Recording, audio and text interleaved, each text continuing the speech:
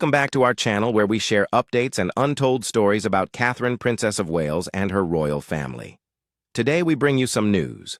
Princess Anne's huge support for William's bold decision toward Camilla and Harry. The British monarchy is now undergoing a phase of intentional and significant transformation. Reports suggest that the Prince of Wales is spearheading a series of calculated changes aimed at modernizing the institution, enhancing budgetary governance, and ensuring its relevance for future generations. The suggestions include internal reorganization of the royal household, a re-evaluation of enduring financial arrangements, and a reconsideration of which members of the extended family would perform official tasks on behalf of the crown. Observers of royal affairs have emphasized the prominent support of these initiatives by the Royal Princess Anne as a crucial indication of trust in the Prince of Wales's leadership. Her support is notably significant considering the wider institutional context. King Charles III has recently undergone considerable health-related absences, and the meticulously orchestrated return of Catherine to public duties is viewed as pivotal to the crown's future strategy. Comprehending the whole significance of the present moment necessitates recognizing the aggregate influences that have molded it. King Charles's long-expressed desire for a slimmed-down monarchy, characterized by a reduction in the number of senior taxpayer-funded working royals, with those remaining focusing on fewer, more significant engagements, has been challenged by various developments beyond Buckingham Palace's control. The cessation of public obligations by the Duke and Duchess of Sussex, together with the prolonged retreat of the Duke of York from public life, has significantly diminished the pool of official representatives. The amalgamation of these personnel alterations with recent intervals during which both the Sovereign and the Princess of Wales have been incapacitated from public duties due to health issues culminates in an institutional disparity, a limited group of active royals burdened with maintaining a rigorous and continuous engagement agenda, both domestically and abroad. Commentators have sometimes characterized this as a royal deficit, a discrepancy between the duties the monarchy is anticipated to do and the available human capability to fulfill them. In this context, the Prince of Wales, as the heir apparent and a pivotal player in the monarchy's current and future dynamics, is claimed to be implementing proactive measures aimed at aligning the crown's operational structures with contemporary realities. This process transcends ordinary administrative reconfiguration. The concept of a reduced royal family has consistently attracted monarchs seeking to connect the monarchy with modern standards of moderation, efficiency, and public responsibility.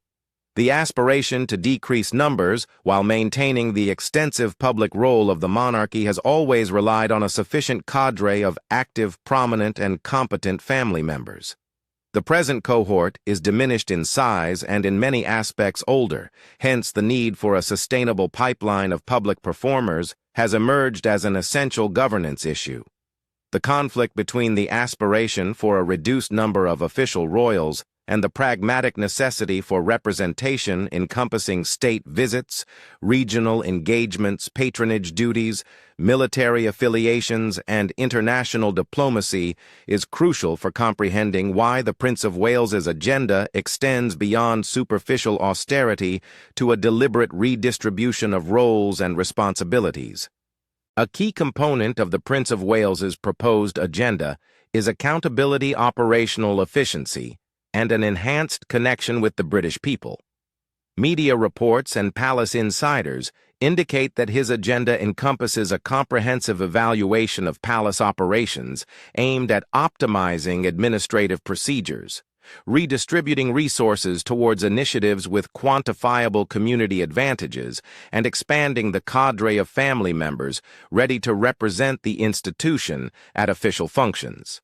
These measures might be seen as pragmatic reactions to two interrelated imperatives. Firstly, it is essential to exhibit judicious management of public resources amidst increased scrutiny.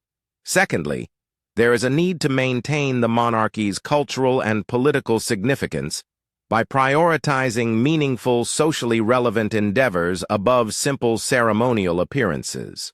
Princess Anne's support of this comprehensive plan, recognized as the most industrious senior royal with a reputation for discipline, pragmatism, and an unsentimental commitment to duty, imparts considerable moral and institutional authority to the reform initiative. Her endorsement indicates that the alterations reflect not just an individual's views, but a wider agreement among senior family members on the preservation of the Crown's status in modern Britain. The practical components of this reform program are varied and intricate. Administrative reorganization may involve consolidating back-office functions across various royal residences and offices to minimize redundancy, establishing clearer performance metrics for initiatives backed by royal patronage, and modernizing systems for contracting procurement and human resources in accordance with best practices. This may also include enhancing compliance and audit operations to guarantee that publicly supported activities are defensible and auditable, as well as establishing more stringent criteria for activities eligible for public subsidy. In a constitutional framework where the monarchy is partially financed by public means, these operational modifications aim to mitigate reputational risks that emerge when taxpayers scrutinize the worth of public spending on the Crown. A major aspect of palace preparation for the next months is the anticipated resumption of public responsibilities by Catherine, the Princess of Wales. After announcing her preventive chemotherapy, the princess prioritized healing and briefly withdrew from her public engagements. In palace circles, her ultimate re-engagement is seen as both a significant personal recovery and a crucial institutional advancement. In the last 10 years, she has positioned herself as one of the most impactful and esteemed figures within the royal family. Her absence from public life has therefore had both emotional and symbolic weight. Her policy interests, particularly in early childhood development via the Royal Foundation Center for Early Childhood, are largely considered integral to the monarchy's modern social purpose. The revival of her public presence is therefore positioned as a means to rejuvenate public morale and to re-establish a semblance of normalcy and progress in the family's public endeavors. The public's adoration for Catherine is based on several causes that make her homecoming significant beyond mere ceremony. Her allure is based on a blend of relatability, a well-developed policy agenda, and a visual and communication style that connects with extensive segments of the populace.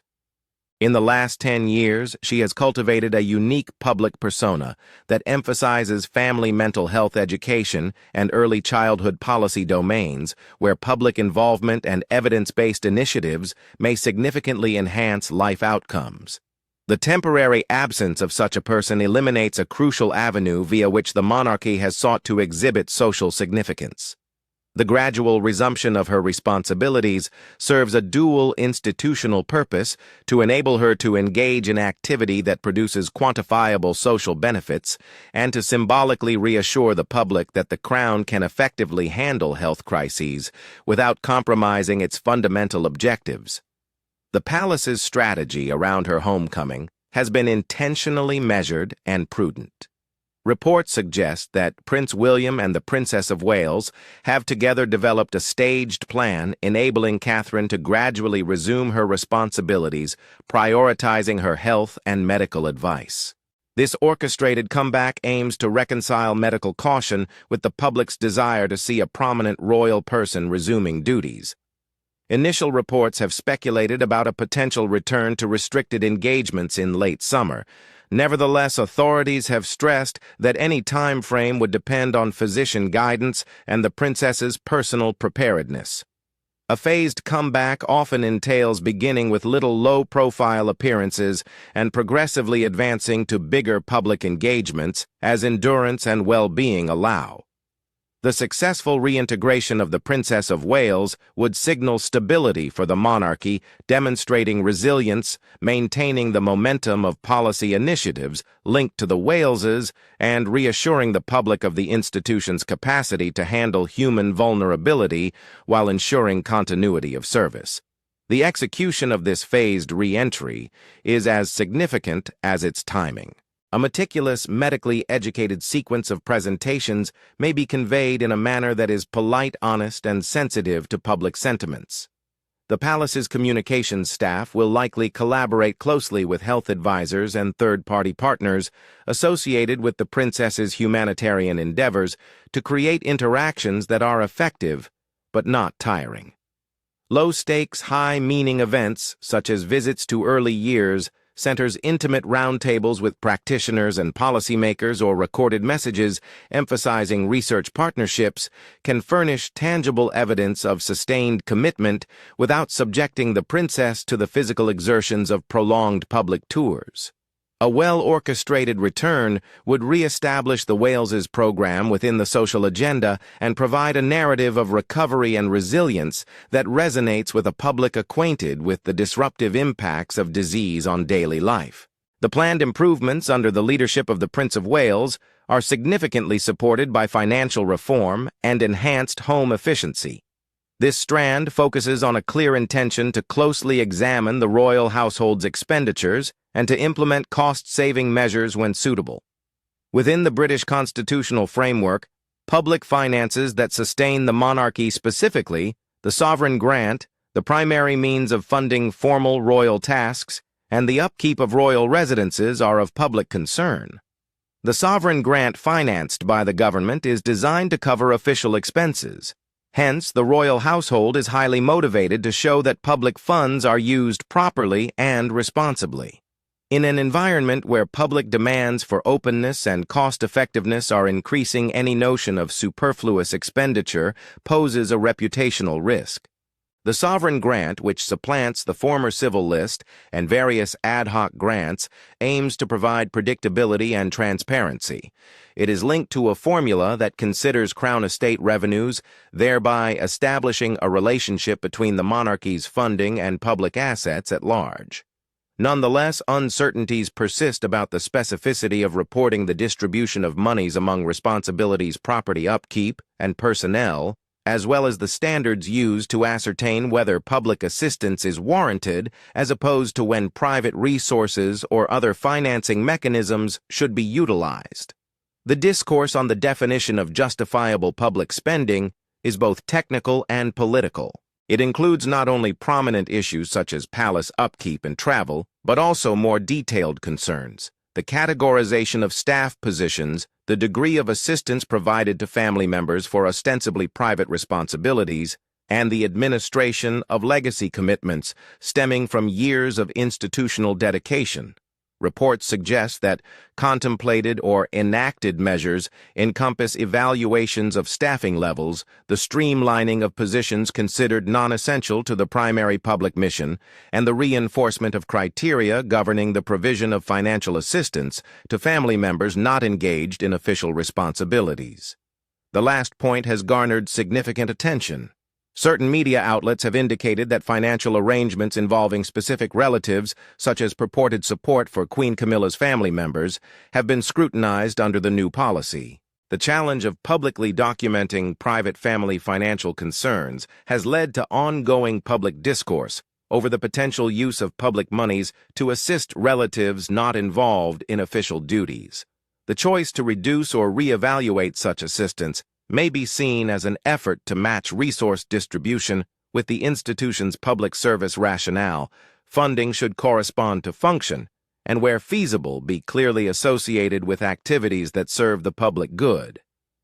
The process of reducing financial assistance is delicate, as it affects established private agreements and mutual expectations within a family used to certain privileges and practical adaptations. Reductions or reclassifications of assistance may be seen as severe by people impacted even if they are justifiable in terms of public budget. Effectively navigating interpersonal interactions involves both sensitivity and explicit policy definition. It may include defining clear criteria for distinguishing public duties from private interests, establishing standards for the appropriateness of public spending, and implementing open reporting systems that enable public and parliamentary oversight of decision-making processes. Well-conceived and well-presented policies may reduce the likelihood that discussions around specific situations eclipse the overarching improvements being implemented. The decision to reduce peripheral expenses is not just a technical financial modification, but also a political and cultural declaration. The monarchy conveys to the public its awareness of the obligations stemming from public financing and its readiness to undertake challenging decisions that bolster its legitimacy. Conversely, such alterations may generate interpersonal problems within the family, particularly when reductions coincide with established private agreements. Royal critics have emphasized the need for a delicate equilibrium. Changes must be sufficiently substantial to meet public expectations while being considerate of household bonds and customs. The endorsement of figures like Princess Anne, known for her fairness and institutional loyalty, offers both practical support and a moral justification for the measures facilitating their presentation as essential modernization rather than punitive retrenchment. In addition to primary budgetary concerns, fiscal reform may include novel strategies for producing autonomous income, diminishing dependence on public financing, and enhancing the responsibility of philanthropic endeavors linked to the royal household. Partnerships with charitable organizations that use match funding for social initiatives, or clearer differentiations between private patronages and government endorsements, might mitigate friction. Alternative possibilities include sunset provisions for specific expenditures, regular public evaluations of cost-benefit results for significant programs, and established objectives for assessing effectiveness. These strategies aim to provide a more sustainable financial foundation for the monarchy while maintaining the Crown's ability to assemble, advocate, and endorse initiatives that resonate with public interests. Alongside the emphasis on financial matters and administrative efficiency is a significant transformation in royal engagement, a conscious turn towards community-oriented activities and quantifiable effect. Historically, the royal family's public role has amalgamated ceremonial representation such as inaugurations, state visits, and other symbolic functions with patronage and support for philanthropic endeavors. The current strategic focus, as expressed in official pronouncements and supported by policy decisions, is to enhance the institutional dedication to significant social issues by augmenting investment in personnel and resources expressly allocated to community-oriented initiatives. Reports indicate that planned additions in manpower and logistical support for this operation are slated for the later part of the year. This strategic reorientation aims to implement a fundamental concept of contemporary governance measurable results.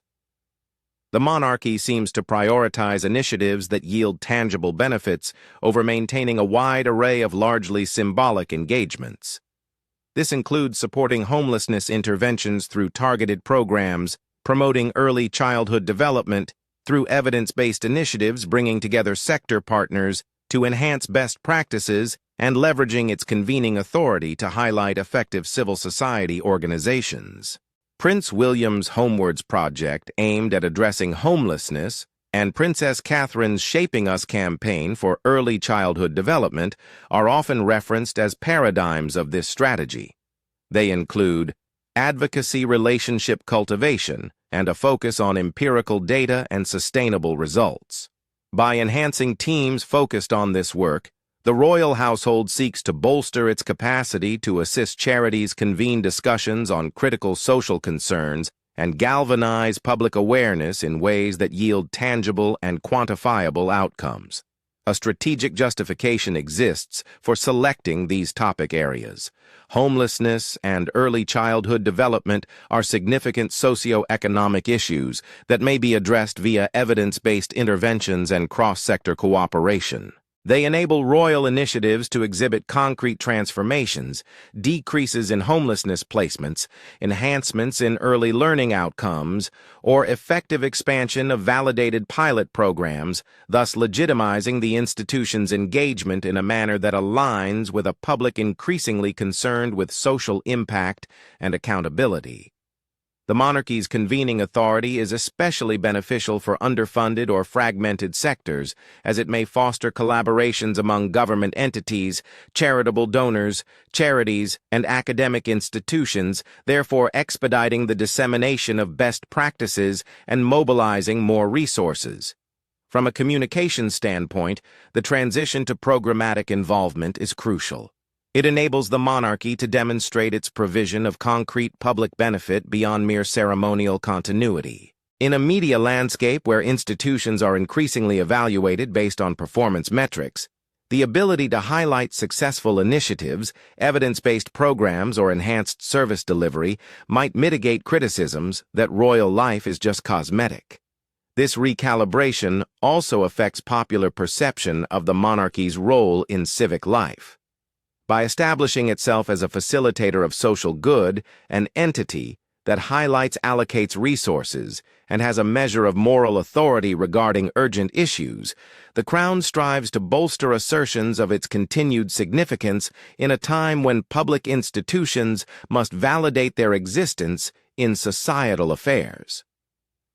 Implementing programmatic engagement requires distinct competencies compared to those required for managing ceremonial responsibilities. It entails the recruitment of personnel with policy experience specialists in monitoring and evaluation, and collaborations with academic or third sector evaluators to provide impartial impact evaluations. It requires patient long-term commitments, since social challenges seldom yield to treatments limited to a single year. The historical qualities of the royal household, prominent visibility, the capacity to assemble varied partners, and a lasting moral authority can be more successfully used when combined with stringent program management and transparent result reporting. The practical outcome of the integrated budgetary and programmatic changes is a re-evaluation of which members of the extended family will assume official responsibilities. The existing deficiency of active royals necessitates a purposeful expansion of individuals anticipated to represent the Crown. Reports indicate that Prince William and Princess Catherine are pivotal in deliberations over the optimal integration of younger family members into more official duties. This does not inherently signify a return to large households or a reversal of the slimmed-down principle. Instead, it suggests a measured expansion that reconciles the necessity for capacity with the aspiration for efficiency and public accountability.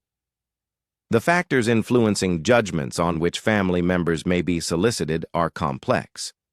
The evaluation encompasses an analysis of personal disposition and capability for public service, professional, or personal obligations that may restrict availability the types of engagements for which an individual is appropriately qualified, and the implications of presenting certain individuals at designated times. The willingness of a person to assume a public position may be influenced by their desire for privacy, the preferences of their immediate family, and the possibility of conflicts with private job or business interests. The palace recognizes that the public is vigilant about both the essence of royal duties and perceived genuineness. Superficial engagements by inadequately prepared personnel threaten to compromise the legitimacy of any enhancement. Multiple family members have been recognized in journalistic reports as prospective candidates for enhanced participation in official affairs. Among them are Zara Tindall and her spouse, Mike Tindall, whose pragmatic public images and athletic affiliations render them attractive for specific national endeavors. Lady Louise Windsor, the offspring of the Duke and Duchess of Edinburgh, has been identified as a potential candidate for a more prominent position in the future, while her parents have expressed a desire for her to cultivate her independence. Princess Beatrice and Princess Eugenie, who already participate in philanthropic activities privately and pursue professional endeavors, are often included in such talks. The identification of these individuals does not imply immediate elevation to prominent positions. Instead, it indicates a long-term strategy wherein younger royals will be progressively acclimated to public duties, balancing their private lives with preparation for prospective responsibilities. Incorporating more family members into official responsibilities requires meticulous training and integration. New appointees need training in media relations, public speaking, constitutional awareness, and the specific requirements of patronage responsibilities. They need direction on distinguishing personal ideas from official representation to maintain constitutional neutrality. The royal household's ability to provide institutional support via mentoring programs, shadowing opportunities with seasoned royals, and professional development will be essential for the success of any measured growth. The incorporation of these family members and the development of a broader framework for official engagement would signify a practical adjustment of the initial streamlined notion. Royal experts frequently emphasize the need for generational renewal. A monarchy that stays relevant and efficient necessitates the incorporation of younger individuals who can engage with new audiences and provide innovative viewpoints to enduring institutional concerns. The process of introducing new individuals into public positions involves intentional training and growth focus on media relations and meticulous control of public expectations. The primary aim is to establish a sustainable framework where the allocation of responsibilities corresponds with skill interest and the public good. Long-term planning includes the training of the direct successors to the throne, Prince George, Princess Charlotte, and Prince Louis, who, while shielded throughout their childhoods, are progressively getting acquainted with the notion of service and the obligations of public life. The approach to their upbringing seems to include a significant focus on normality and seclusion in early development, but gradual exposure to institutional rituals and beliefs that will shape their future responsibilities. This strategy embodies the dual necessity of protecting childhood and equipping the future royal generation. It seeks to furnish them with the requisite tools, ethical principles, and understanding of public responsibility essential for their future roles while permitting them as much normal family life as feasible amidst public observation. The management of the heir's upbringing is both intricate and deliberate. The monarchy has discerned from previous generations that excessive exposure or poorly managed publicity may be detrimental to the children and to public perception of the institution. Consequently, engagements that acclimate the young royals to public life are selected meticulously. Private ceremonial observances, brief, understated appearances at family events, and educational experiences that impart service-oriented principles without subjecting them to the intense scrutiny of public duty. The primary educational objective is to cultivate a feeling of responsibility, comprehension of constitutional boundaries, and the competencies required for civic participation, while maintaining avenues for typical friendships, education, and familial relationships. In this training and succession framework, Princess Anne is poised to assume a particularly important role. Her extensive experience cultivated over decades of unwavering public service, a commendable reputation for diligence, and a profound understanding of the demands and pressures associated with public scrutiny make her an ideal mentor for younger royals. Public opinion and expert analysis often identify Princess Anne as the epitome of disciplined service within the royal family, possessing professionalism and procedural expertise that may be very beneficial to a young princess like Princess Charlotte.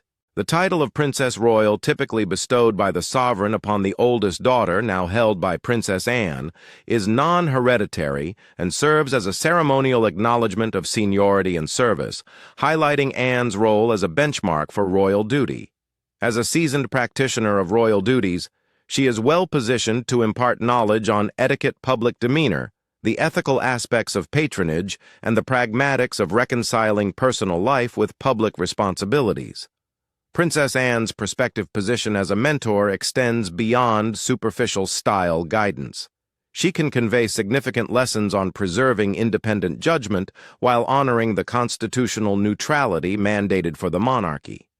How to interact constructively with ministers and civil society without entering political disputes.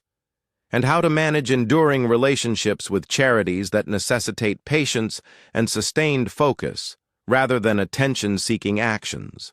Her institutional memory, cultivated over decades of global involvement, serves as a store of practical expertise on staff management, travel logistics, and the procedures associated with state and ceremonial duties. Observers indicate that Princess Anne's mentoring method likely prioritizes content over show. Her career exemplifies a dedication to ongoing involvement with philanthropic organizations, regular public appearances, and a focus on substantive contributions rather than pursuing notoriety. For a younger royal, emulating such a model would entail cultivating an understanding for the institutional ethos of service, the notion that symbolic position must be complemented by a tangible, enduring dedication to significant causes. Princess Anne's established interests in rural life and equestrian activities, along with her diligent commitment to duty, provide tangible character-forming examples of how to develop personal passions that enhance rather than detract from public obligations. Scholars of the institution observed that guidance from someone such as Princess Anne might assist younger royals in managing the unavoidable conflicts between public expectation and private identity. Her example illustrates the management of the dual needs of approachability and dignity, spontaneity and restraint, as well as personality and etiquette. This training may be important in cultivating a new generation of royals who are both genuine and institutionally dependable individuals capable of stimulating public interest while preserving the monarchy's impartiality and moral authority. Princess Anne's public pronouncements and interventions about family matters have always been rare and moderate. When she has addressed these issues, observers have often remarked on the pragmatic nature of her comments. In recent months, her viewpoint on some difficult intra-family matters, especially those concerning the Duke and Duchess of Sussex, has garnered attention due to its alignment both in tone and substance with a predilection for safeguarding institutional integrity. Reports indicate that Princess Anne has voiced apprehensions on the public repercussions of certain acts and remarks linked to the Duke and Duchess, tacitly advocating for strategies that prioritize the monarchy's stability above rapid reconciliation attempts. Senior family members have endeavored to clearly clarify the boundaries between official royal responsibilities and private or philanthropic activities connected with non-working relatives. The management of the Duke of Sussex's association with the Invictus Games, seen as a position associated with his own interests and accomplishments rather than an official royal family duty, illustrates the differences that have been openly articulated. The justification for this position is both strategic and reputational. Controversial public actions by persons connected even peripherally to the royal family may generate a challenging political and media landscape that hinders the institution's overarching efforts. An unwillingness to allow private conflicts or prominent critiques to obscure the distinction between working and non-working royals might be justified as an attempt to maintain the Crown's capacity to fulfill constitutional and civic responsibilities without interruption. Critics may see this approach as lacking empathy for personal reconciliation, but proponents contend that the sustainability of institutions sometimes necessitates prioritizing the public interest above individual concerns. Princess Anne's adherence to this viewpoint therefore strengthens the notion that a collective dedication to the institution's perpetuity supersedes the need to openly and promptly address all family disputes. Reconciling personal allegiance with institutional duty is a persistent challenge for a family engaged in public administration.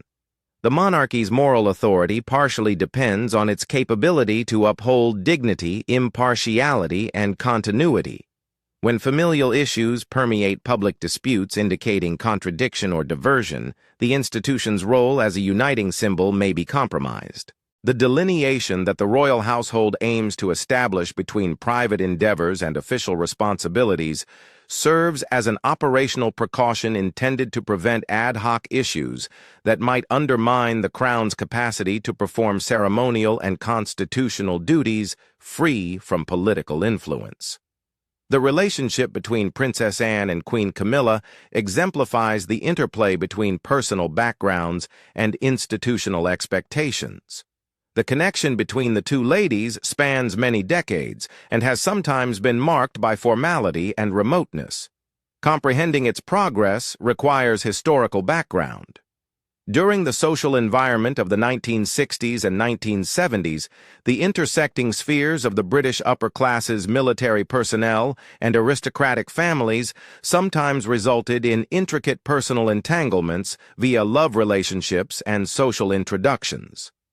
Andrew Parker Bowles, a distinguished cavalry commander of his period, is included in this history. Princess Anne engaged in an early love liaison with Parker Bowles, who concurrently had a protracted sporadic connection with Camilla Shand. Simultaneously, Camilla's social connections facilitated her introduction to the then Prince Charles. The interconnected interactions created a personal history that needed careful management when the individuals subsequently engaged in new family structures. Royal etiquette and the existing social and religious limits influenced personal trajectories until legal reforms and changes in societal views. Specific weddings were complicated by religious considerations and royal expectations. The specifics of these interactions are often discussed in public discourse and have led to sometimes uncomfortable interpersonal relations within the extended family. Upon Camilla's official integration into the royal family via her marriage to Prince Charles, observers remarked on a certain rigidity in the public exchanges between her and Princess Anne. Body language specialists and royal observers have sometimes characterized Anne's demeanor as restrained and formal, rather than overtly warm, an opinion that may signify her inherent professionalism rather than personal animosity. Princess Anne's inherent reserve and emphasis on duty over exhibition may convey an image of aloofness in contexts where people may anticipate more emotional expressiveness. Notwithstanding initial indications of estrangement, the relationship between Princess Anne and Queen Camilla seems to have developed into a collaborative collaboration based on shared duties and reciprocal respect. Over time, shared interests, such as an affinity for horses and a devotion to rural living and country activities, along with a mutual determination to support the sovereign, have facilitated the reconciliation of previous personal disparities.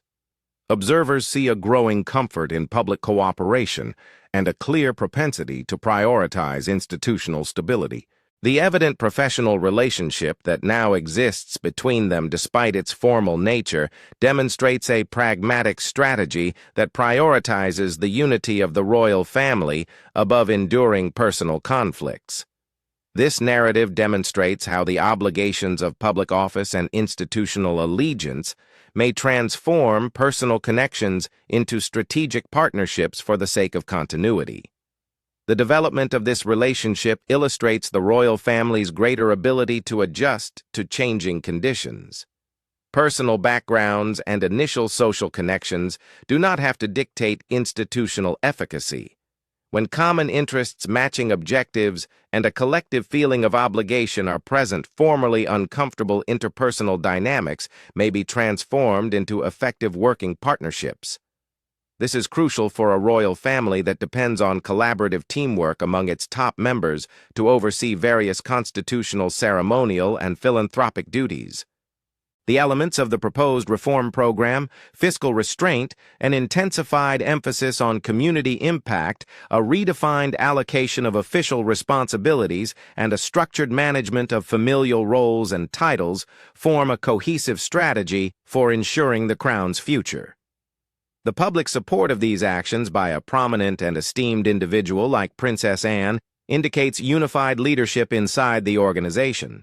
Her endorsement helps to position the reforms not as political or individualized preferences, but as a communal endeavor to modernize a historic institution in accordance with current standards of responsibility, relevance, and service.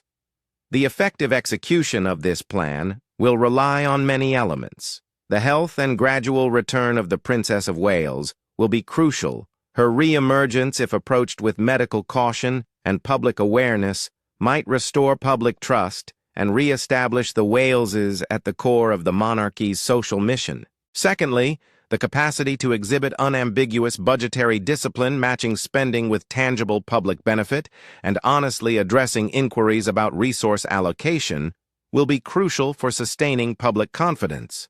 Third, Cultivating a proficient group of working royals bolstered by specialized training and incorporated into a strategic framework of community-oriented activities will be essential to address the practical requirements of a comprehensive schedule of national and international commitments. A persistent ethic of institutional loyalty and mutual accommodation among senior family members, exemplified by the cooperative approach of figures like Princess Anne and Queen Camilla, will reassure the public that the monarchy's evolution is being managed with prudence and a sense of duty. In addition to these immediate issues, the reform program must include structural and external dangers. Economic circumstances that constrain public finances may heighten examination of the monarchy's expenditures. Political occurrences or divisive public discussions can position the institution uncomfortably if its appearances or patronages are misconstrued as partisan, and unforeseen health or personal emergencies can challenge the efficacy of contingency strategies. The royal household's ability to communicate transparently, provide clear success metrics, where applicable, and illustrate the public benefit of its initiatives will be essential for mitigating these dangers. Transparency and response to valid public inquiries may foster resilience. Opacity and defensiveness can exacerbate criticism. Measurement and assessment will be crucial elements of the reform program's legitimacy. For the monarchy to assert that its endeavors promote public benefits, it must demonstrate how efforts are assessed, the specific results being pursued, and the evidence justifying ongoing spending. This may necessitate the publication of impact assessments for significant programs, the commissioning of independent reviews, and the establishment of multi-year objectives subject to public scrutiny. In doing so, the royal household may transform symbolic wealth into tangible social dividends and provide a more explicit rationale for its function in public life. In summary, the British monarchy is undergoing a deliberately orchestrated transition aimed at harmonizing the burdens of tradition with the demands of a contemporary public institution. The proposed changes linked to the Prince of Wales seek to enhance the Crown's financial accountability, social effect, and operational resilience. Princess Anne's backing is a crucial affirmation of a strategy that prioritizes stability service and a pragmatic understanding of the needs of public life. The institution is preparing for the Princess of Wales's gradual return and the careful integration of a new generation of royals into public duties, indicating a strategic approach that combines planning, financial prudence, and intergenerational mentorship to ensure the monarchy's ongoing relevance in a swiftly evolving world. The next months will evaluate the efficacy of these measures. Nonetheless, the consensus among top officials over a unified strategy offers a solid foundation for the Crown to pursue adaptation and resilience. Thank you for watching the video. Please let us know your thoughts, and goodbye for now.